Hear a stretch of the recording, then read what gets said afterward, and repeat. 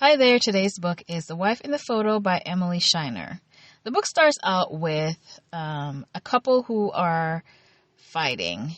They seem to be like a perfect couple, but with no one around, they are fighting all out, and it seemed to be in the point of view of somebody who might be watching outside of the window and observing this fight. Anyway, so the wife storms out. She goes back out to the deck, and, she is accosted by someone. We don't know the identity of this person, but we get the impression that it's a female. They're yelling and coming towards her, and then she's backing up, and we know that she slips off the deck, and she fell, and it seems as though she broke her neck or something to that effect. She ended up dying. But we weren't given, of course, the identity of this person who she was in this argument with on the deck. But it seemed to be that there are suspicions that her husband, Evan, who is a police chief, might have been involved in her death. This is from the perspective of her friend who comes into town under the guise of being their housekeeper. Her name is Ariel. And as we progress through the book, we know that she and Lola had been talking about her marriage, and we know that she didn't really have good things to say about Evan, and it seemed as though she was planning on leaving him. And so after she died, she felt like she had to do something, for her friend, and she came to the house to be able to find some evidence against him and to be able to bring to the police and something of that nature. That was the initial plan. So anyway, she was referred to Evan by Miriam, who is an assistant at his job. And so he knows her pretty well. So even though he has gotten, referrals and all that, because she came by Miriam, he didn't really check out the referrals, and so he hired her. So she really wanted to stay in the house, just so she'd be able to have access to everything, but he didn't want anybody in the house, so unfortunately, she had to come and go in her capacity as a housekeeper. So she comes, and, she's trying to get to know Jessica, who's the daughter. She's around 14, and trying to befriend her, but she's not really having it. And so she tells her, I understand, I'm not trying to replace your mom and stuff like that. But of course, she's a moody teenager. She's not really getting very far. So when she first came, she was supposed to make like an omelet or something. And it seemed as though when she had all the stuff together and I think she was getting the food, preparing the food to bring it out, Jessica bumped into her and everything fell to the ground and breakfast was ruined. And so when Evan came running down,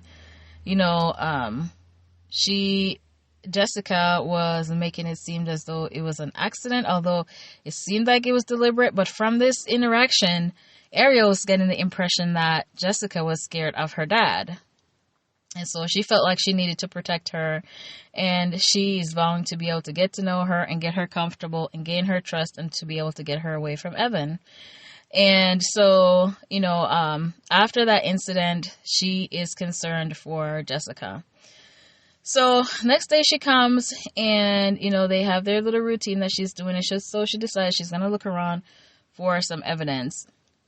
She didn't really find a whole lot, but she did one day after she was cleaning, look through some photos, and then, Evan came and found her looking, and he got really upset as to why she was in that, and she got the impression that the way he interacted, that there was something that could be potentially dangerous about him because he just hit the roof like that. And of course, her impression from her friend Lola didn't really help any.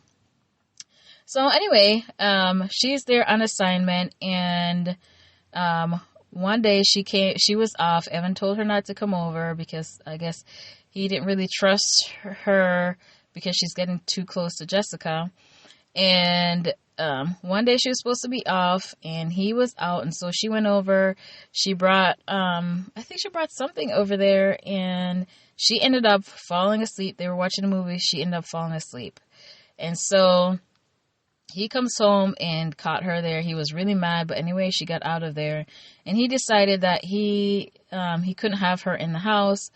He didn't really trust her because while she was asleep there, he found that there were multiple phone calls that were coming from Miriam, and Miriam claimed that he didn't really know her that well. You know, when he confronted her, she knew, you know, she mentioned how she knew Ariel, but she downplayed it like they weren't that close. But he already knew that he saw those messages from her. So that kind of got his antennas up, and he was wondering, like, what is really going on? Him being a police as well, he was like, you know, his gut was telling him something was up. So anyway, Jessica at one point had mentioned that, you know, that Ariel felt like he killed their mom. And so a combination of things felt like, you know, this woman is dangerous. And so he ended up firing her. He claimed that some jewelry were missing, and of course she denied that, but that's the guys that he used to get rid of her, not that, you know, he suspected something else. So anyway, we find out that Ariel and Miriam have a common goal in mind, because Evan was cheating on his wife Lola with somebody who has a connection to Miriam. And Miriam wants to get this person away from Evan. And so they come together to be able to, you know, have this ultimate goal of both of them having the things that they want. So they decided to work together. So after he fired Ariel, he decides to follow her because his gut, he tried to look her up, and, you know, he couldn't find anything in the database as far as her history, who she was under that name. And so she decided to call the references. She didn't get an answer, but there was something that happened when he called the references that I guess he didn't catch, because when he called one of the numbers, Miriam's phone was ringing, but, you know, he said that her phone has been ringing all day long, so he didn't really think too much of it. So anyway, so he decides that because she was getting all these text messages from Miriam, he was going to go watch her house. And unfortunately for them, when he went to go watch her house, he saw Ariel there, and they seemed to be pretty friendly. Not only that, but she saw where another lady came there who he has a history with, that got his antenna up even more. And so he left, and he knew that something was going on. Anyway, so after she was fired, she decided that, you know, she's got this mission. She's got to get Evan. She went back into the house, and she was searching for, you know, she felt like she had time to search for stuff before he got home. She found some diaries belonging to the wife and her friend Lola, and so she started reading through it. And, you know, she decides, you know, she's got to keep looking. This is the only opportunity that she's going to have. Time goes by, and before you know it, somebody's back home. So she was like, oh my goodness, how am I going to get out of here? And then what do you know? Something falls, and they were downstairs and heard it. It was Jessica and Evan who were home, and they knew somebody was in the house.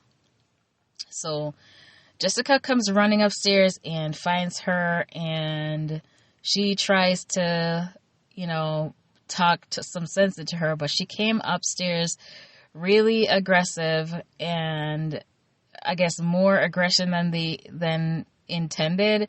And you would think that if you come home and you hear a sound in the house, you being a child, she's a teenager, that you would let your dad go look and see what's going on. But here she comes raging, and it's a scary scene with her and Jessica. So later on, while they were there in the house, and she's trying to explain why she's there, we see where Miriam comes along with this other person, and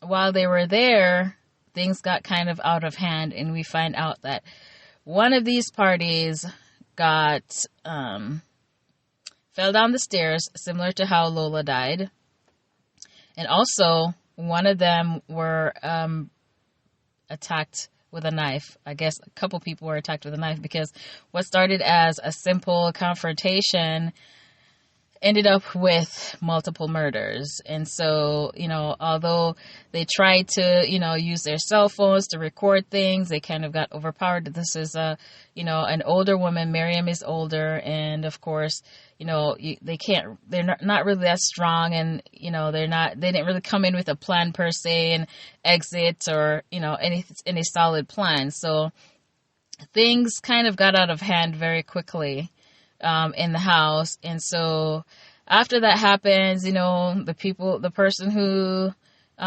did the killing now has to clean things up. We know there's two people who are remaining, and so they're trying to clean up the scene. Now we find out that one of the parties had, when they were recording, they were attempting to stream the incident that was happening just for their safety. And I was like, yes. So this person who's wrong, who's doing the wrong is going to get caught, because now they're streaming it and people could call the police. And unfortunately, they weren't doing it properly and the whole thing wasn't streamed. So unfortunately, the bad guy was not caught in that attempt. We find out also that a couple twists towards the end of the book, as far as who the characters were and how they connected with this family. I'm trying not to give away too much after this whole confrontation happened, but I want to say it's this book towards the end became very twisty. When you thought the book has ended, we find out there's another twist to what we thought was happening in the book. And for that, I will give this 4 stars. I do like when the books, have a twist on top of a twist on top of a twist, which I really enjoyed. The book started out with not so much action. I'm thinking that when the wife died, we're thinking that it's the husband who has something to do with it. Then, we might go through a series of different events, and then we'll catch the bad guy. But there was more to the end of the book than that, which I really enjoyed. So if you have read or listened to this book, let me know your thoughts. Until next time.